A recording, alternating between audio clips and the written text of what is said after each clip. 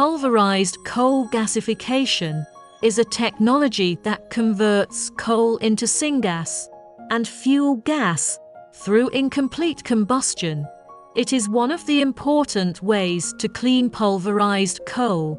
Whether the equipment of pulverized coal ball pressing machine is scientific or not, has a major impact on the efficiency of pellet forming.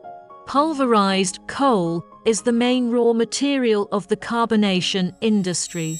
Pulverized coal ore has the characteristics of fine particle size, high taste, and low impurity content, but the proportion of the rest content is wrong. Therefore, it is easy to cause the problem of high expansion rate of pellet reduction and the long time of placing the pellet performance decreases, affecting the quality of pellet making and raw ball.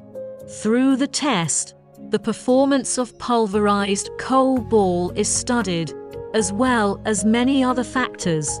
The test results show that the high-pressure roller grinding with magnesium-containing solvent can effectively improve the pulverized coal pellet performance and raw ball quality.